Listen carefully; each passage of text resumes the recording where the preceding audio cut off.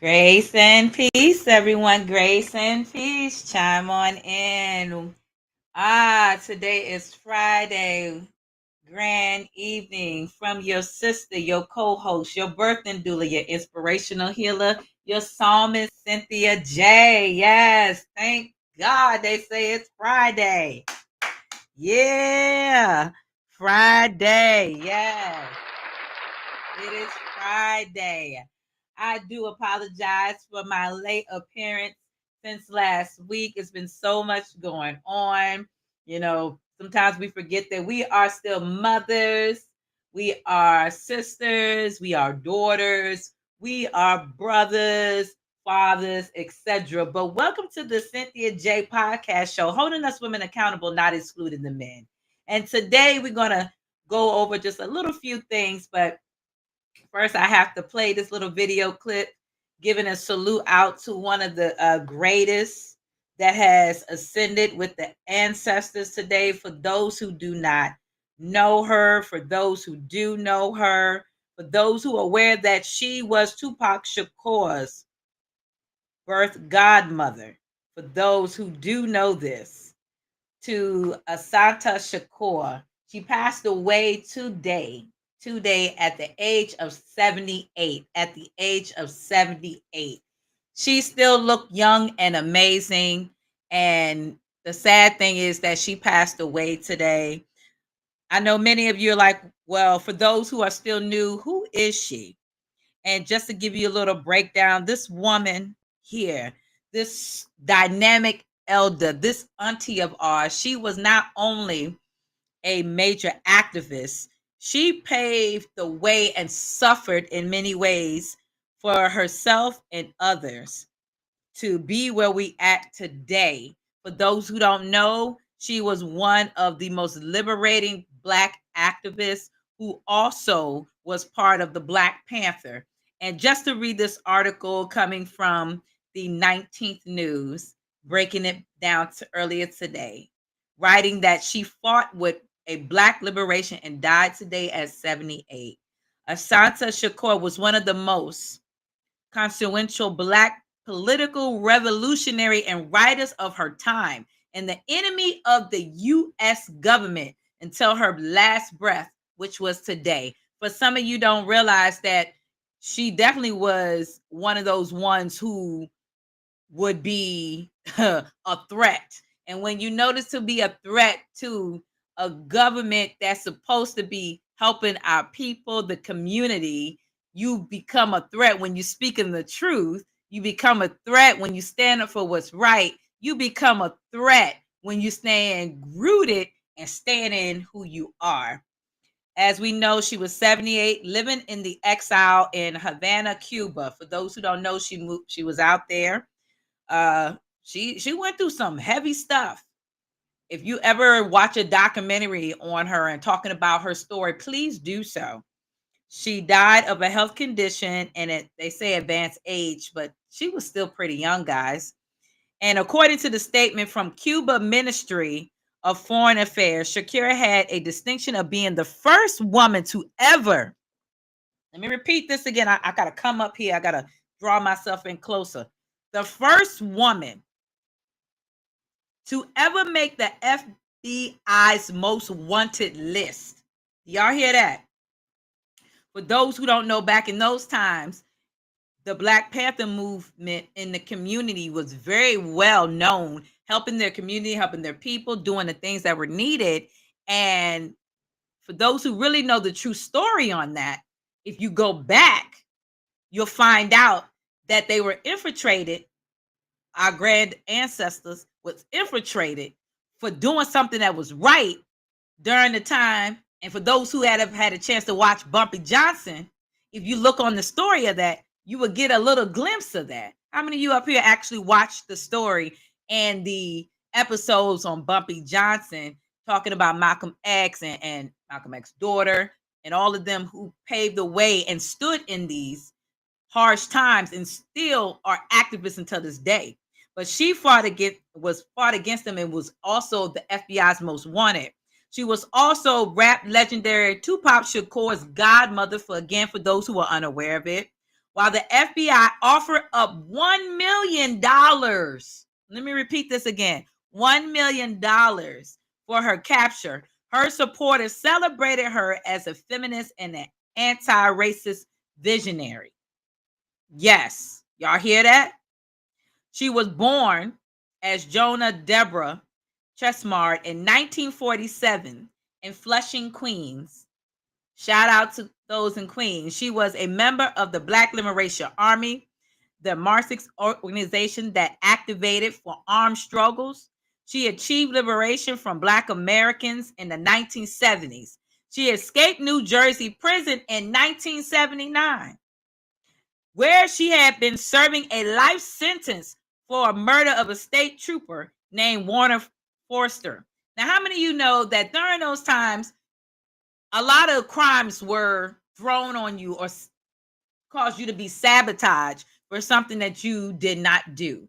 They would make up any and everything based off of their so-called evidence or storytelling, as we're going to call it, to persecute with lies as a distraction to cover up what really was going on behind the scenes. That is one of the reasons why she escaped and left. For them to put a $1 million on her head tells you how much she knows and how much she knew. Y'all hear that? So where she had been serving a life sentence for, again, like I said, a murder, Shakur maintained her innocence throughout her life, which she did. And I will be playing a clip on that in a few. She fled to Cuba, where she gained asylum, evaded extradition to the United States for over 4 decades. Shakur's chronicle her arrest and injustice for being a Black American in the 1970s in her memoir, Asanta, an autobiography. So you guys go ahead and look that up if you get a chance. Again, on Asanta, or some people would pronounce it as Asanta, Assata, and then it says an autobiography. In it, she wrote, "It is our duty to fight for our freedom. It is our duty to win. We must love each other and support each other." Now, that should tell you something if she put that out there. Now, again, shout out to her family. Shout out to the brothers and sisters who supported her. Shout out to all of those who are spreading this on the timeline for her to be known, because there's a lot of history on a lot of things that we are not known about. And as we know, as she escaped and she resurfaced, they also said she was granted a political asylum in 1984. Her escape and exile turned her into a polar figure and a revolutionary to some, a fugitive to others, like I said before. And again, in 2013, again, she was added on the FBI's most wanted list, which goes to show you how they really wanted her bad. But you hear two different sides to it. One would say she was wanted on one article saying 1 million. Another say 2 million for a reward for her capture. But it took until 2013. Come on now. And this goes to show that she was on to something good. So if you guys can go and look up a Word of Wisdom, Tupac Shakur on YouTube, you will see that they talk about her a lot, how Tupac paid tribute to her in the 1990s and 91, a track of Word of Wisdom, connecting her to a revolutionary stance to emerging the narrative of conscious rap. She was also, again, honored in a song for Asanta featuring CeeLo Green. The song drew directly for her life story and future lyrics like, "I am thinking of Asanta, yes. Listen to my love, Asanta, yes. Your power and your pride in beauty. May God bless your soul." As Common later explained, he read this sister's story and knew that it deserved. So it's so great that even though we have some, R&B artists out here that's giving salute to her, let us as a community of people and those before time who really knew more about her salute her. I'm definitely going to play a clip here real quick for those who are on here. Let's see if I can get this up here. So y'all bear with me just a second. You're gonna see me blot my face out for a moment, but I'm gonna put a clip up here for those who are on my Restream Live of her talking. So let me blot myself out for a second. I have a duty to all those who have come before me, to all those who lie at the bottom of the ocean, to all those who lost their lives, whether it's in the cane fields or the cotton fields or, hanging off some tree, to continue this struggle and to continue to love and to continue to believe and to continue to try to be human, to be giving, to be loving.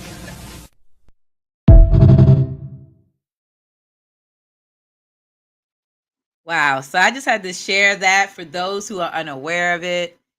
This sister, this advocate, this queen, the beauty of her, if people only knew the beauty of her, they would know to respect. They will know to love. They will know to cherish. They will know to remember that she was many gifts, guys.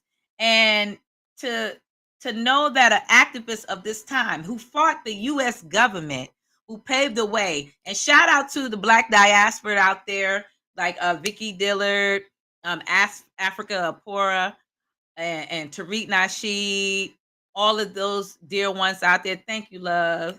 Thank you, love. And all those out there, thank you for giving me a rose, my love, that are out there. Thank you, because for somebody just small as me, it seems small, but trying to get out there to let people know what's really going on out here is very important, that we give salute to those who have ascended now. And to hear about Asante Shakur was amazing.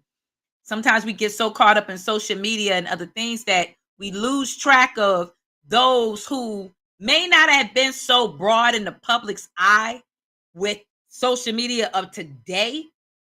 But if it wasn't for the generation of my time and so forth, who allowed technology to advance so that you younger generation can see these clips, study these clips, know who you are, know your background, know your African heritage, know about what's going on in the government, in the system, in society, you will be lost just like we were. All we had when I was growing up, you had your television, your radio, and your newspaper. Later on, social media came about. Welcome for those who just chiming on in. It's your girl, your co-host, Cynthia J, on the Cynthia J Show this evening, holding us women accountable, not excluding the men, giving you the truth, nothing but the truth, and some inspiration. But yeah, so it's just sharing that out there. And again, for those who know who she is, please give out that love to them. I mean, rest and sin in the great divine as an ancestor, Asante Shakur. I know you are residing with Tupac. For those who salute to Tupac Shakur, the brother who reminded us that knowledge is just not in public schools. Knowledge is right in your backyard. Knowledge is within yourself when you go deeper to find yourself, the divine self, and get rid of the flesh. See, this vessel we live in, it's going to do some things. It's going to fail at times. But to know that when you learn the lessons of life and the things that you go through that pave the way for you, you got to come from a land. And it took me back just to know that Asante had to escape from the U.S. to go to Cuba. It takes me back sometimes for those who, are in the scripture and stuff like that, and those who are not, where it states that you're being run from your own land of people to be somewhere else that will understand you, understand you, overstand you, appreciate you, know you, see where you coming from.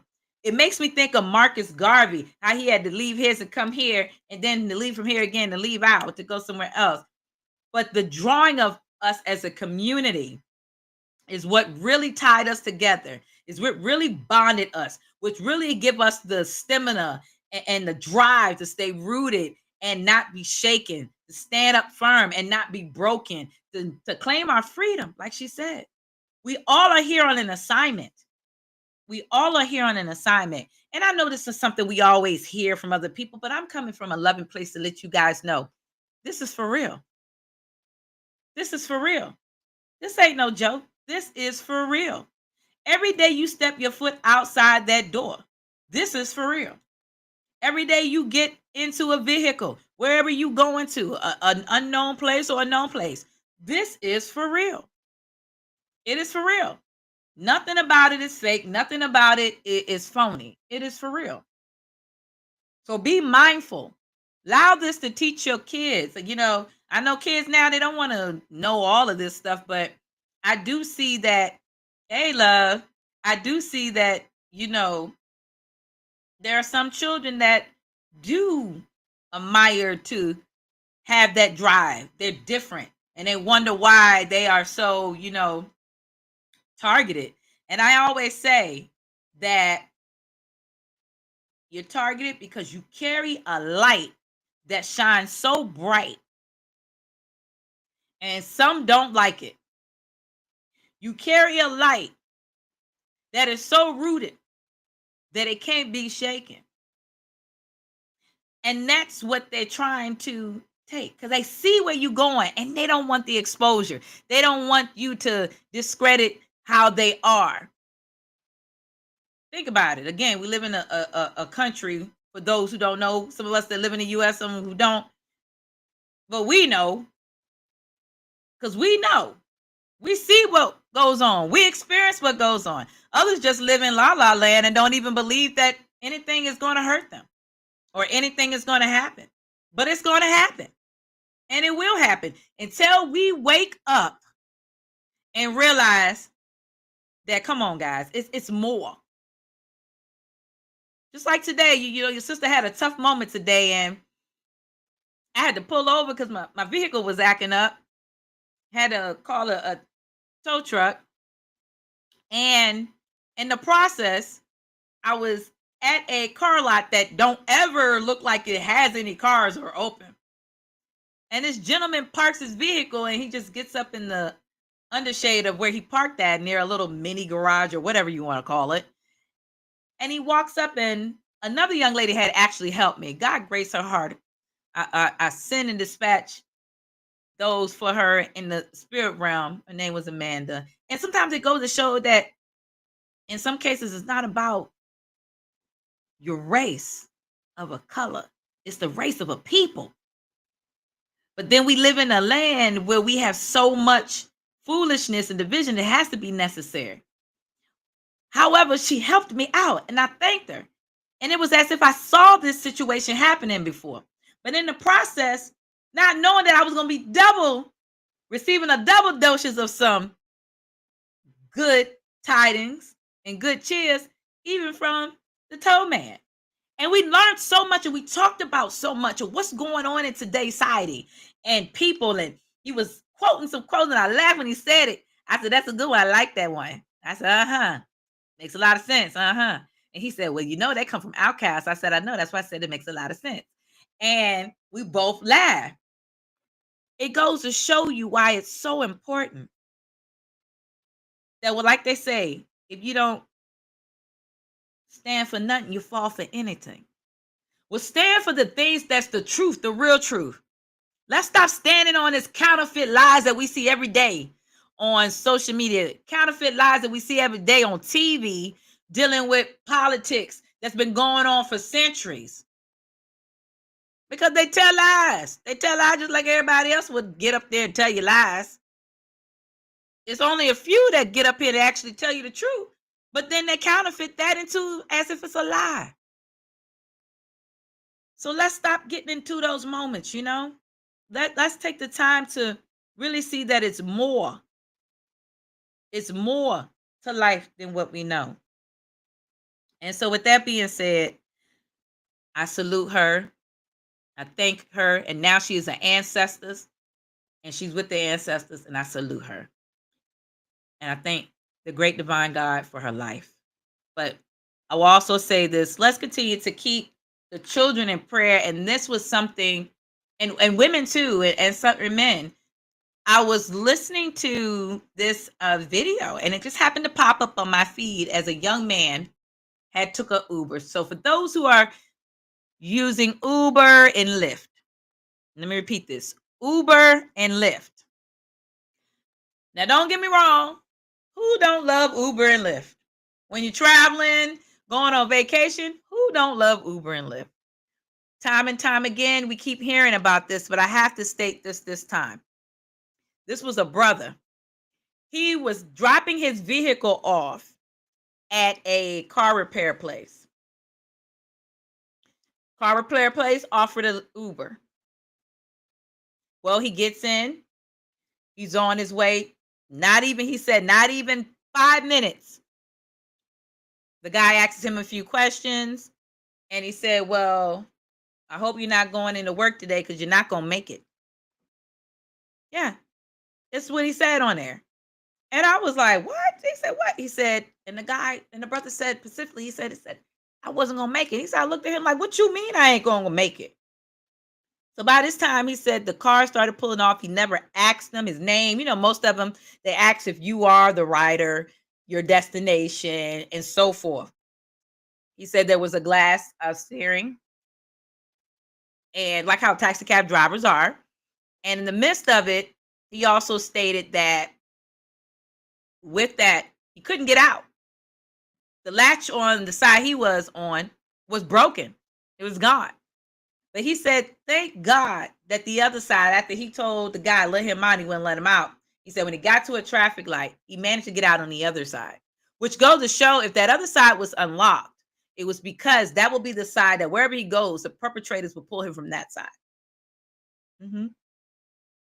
So he stated to us, guys, be careful. He said, I would have never imagined going to a car repair place and they calling me an Uber to be swiped by a guy he said that seemed like Arabic.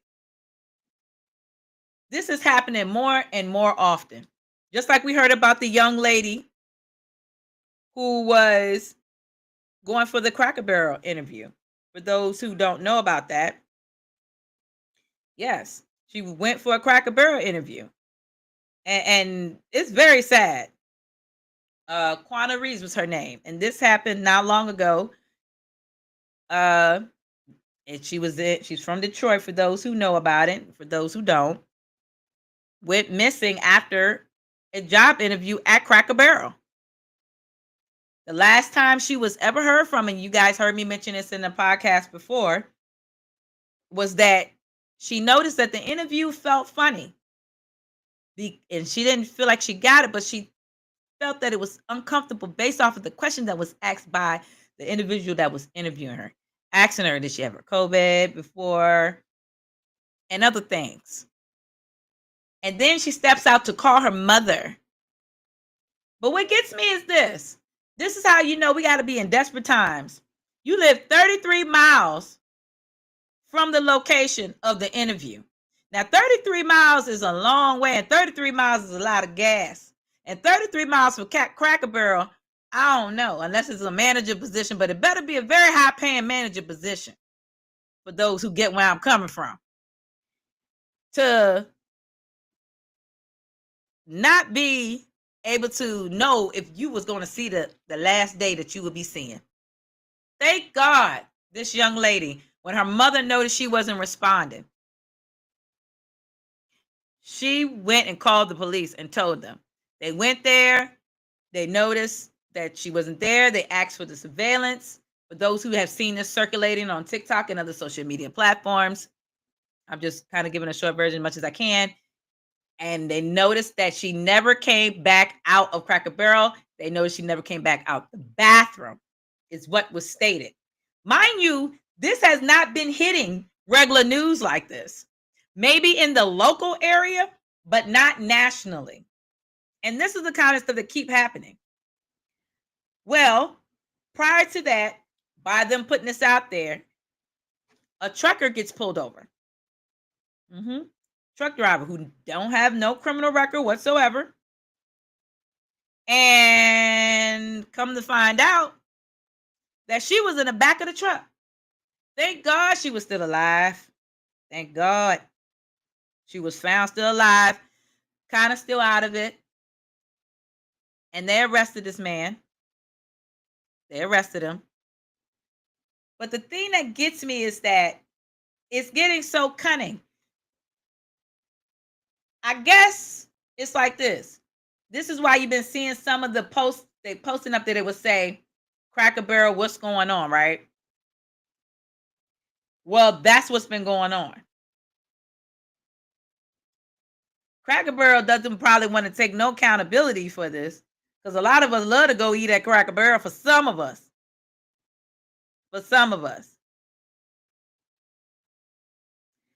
Others would say, well, what does this have to do with it? It has a lot, because now, just like we heard stories of Disney World, we're hearing stories of restaurants.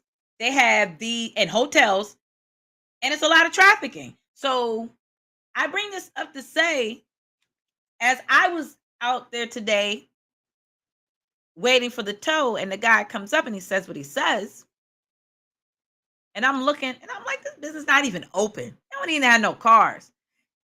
And this Caucasian sister says, you know what? I've been living over here a long time. She said, I believe that they are trafficking over here. I said, you know what? I was wondering about that too. Because I said, I never see people really drive off the lot with brand new cars. She saw one vehicle across the street, and it was, I forgot what kind of Honda she said it was. She said, but they were selling it for like $200,000. She said, it's a joke. She said, they got to be joking. She said, I knew then something ain't right. And I said, I'm always passing here, and I never see nobody buy anything from these places. Never see nobody walking them. I see them further up the way, but not further down the south. And these be these small dealerships, the ones that people don't think of, that's owned by people that's not even originally from this country. So that goes to show you why it's so important to be careful, to be watchful on what's going on out here, guys, because it's just too much.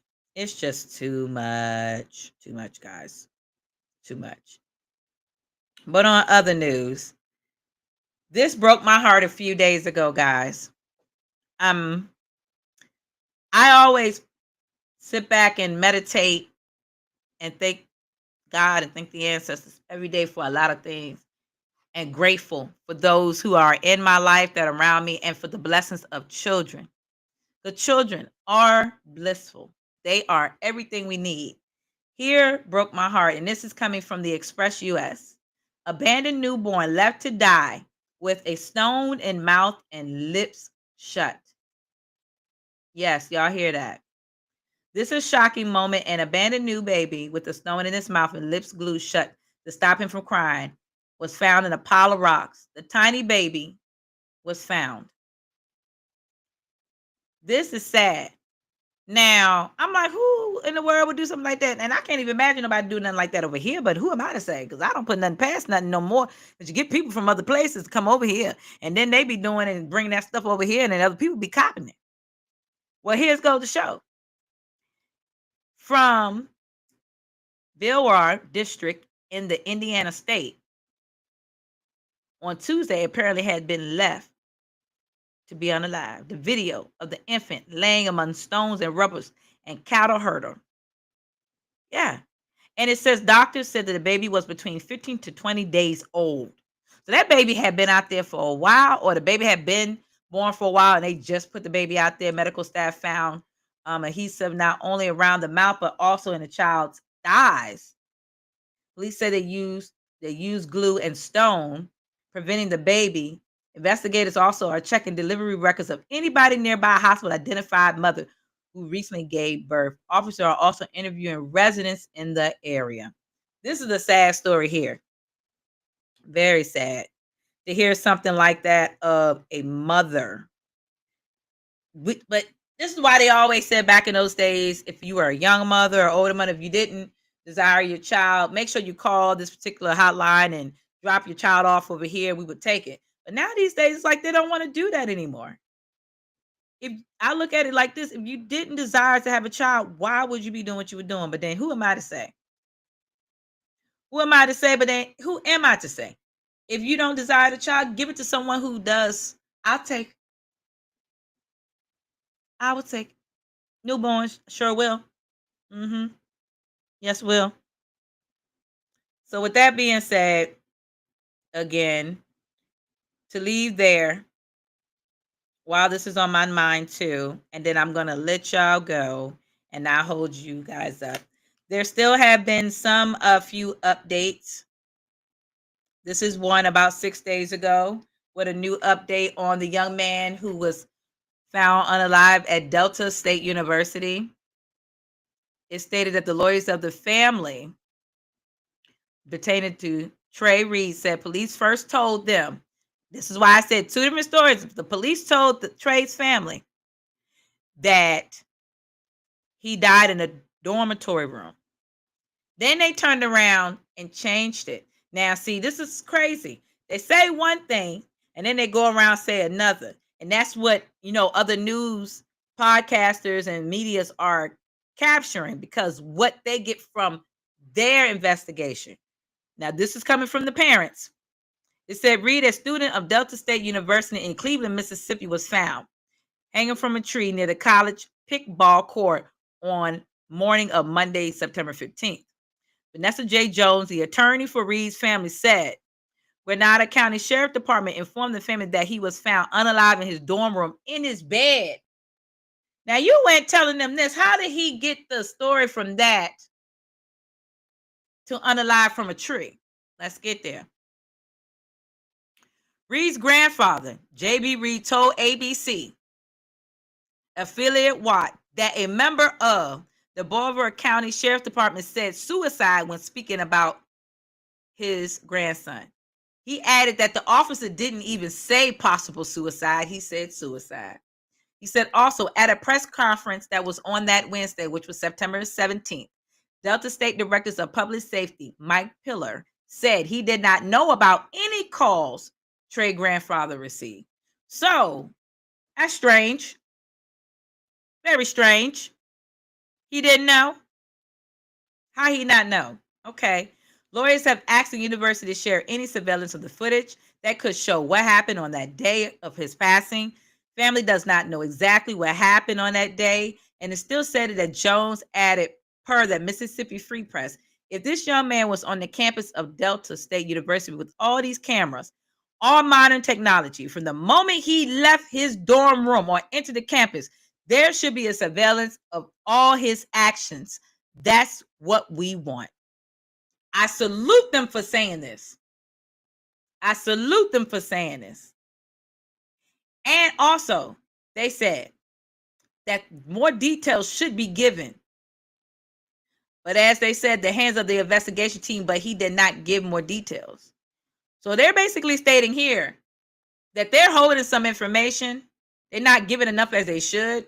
And the family had hired a civil rights personal injury attorney through Ben Crump and stated to People, Crump said that the 21-year-old student was full of promise and warmth, deeply loved and respected by all who knew him. His family and the campus community deserve a full, independent investigation to uncover the truth about what happened. Not assumptions, really what happened. They say they cannot accept bold conclusions. Good job. He said he stands with the family and he will lead a team of civil rights leaders and organizations pursuing transparency and answers to his family. Glad. Several social media posts have claimed that Reed had 2 broken legs and other injuries that would have made it impossible for him to hang himself. But Pillar said there was no evidence of foul play. And also, Reed did not suffer any lacerations or concussions, abound, fractures, broken bones, or injuries, according to the Ledger. And at that time, no evidence was suggested an individual was physically attacked before the passing. Again, it is stated here, the president of Delta State has stirred many emotions in this community and many emotions around the state. It is also said while the preliminary report of the county coroner office indicate no evidence of foul play, he said, we recognize that this is not only about facts. He continued, it's about emotion, it's about feeling. Reed's body has been sent to the state medical examiner for autopsy.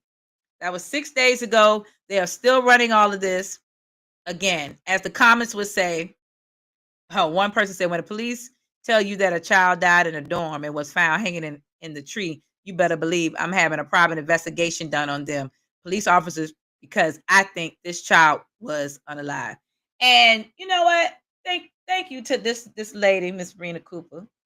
And she's not of the Black diasporas, but she gets the drift, because she said a child is a child, and this still is unacceptable. But on other news, I'm going to share this other clip for those who are on my Restream Live, and for those who can hear on here. This is another one pertaining to what has occurred. So I'm going to blot out my backdrop and let this play for me. This is a presidential memorandum that directs your Attorney General and your U.S. Attorney for the District of Columbia, Judge Janine Pirro, to fully implement the death penalty here in Washington, D.C., where the evidence and facts of a case indicate that the death penalty should be used. Okay.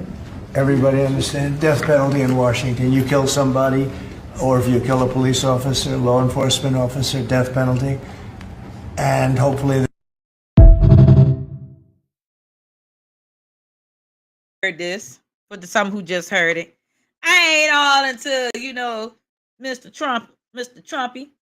However, let's go to say this. Do this same law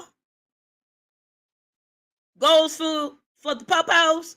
Do this same law goes for any officer of law enforcement who has been shown on multiple videos of doing things like this? Because if that's being passed for that, somebody, I'm going to repeat this, better make sure that this is a fair law to all, not just to civilians, even to the officers themselves. Yep. So with that being said, I'm not going to be on here too long, guys. Oh, but why this is on my mind, I almost totally forgot. We lost another elder this week. An elder who paved the way for the African diaspora, who turned around and showed many reasons of learning of Africa and ancient Kemet. And all I definitely can say is that it definitely broke my heart to see so many legendaries leaving so very soon, like too soon, matter of fact, guys. It to be honest with you, it gets a little overwhelming.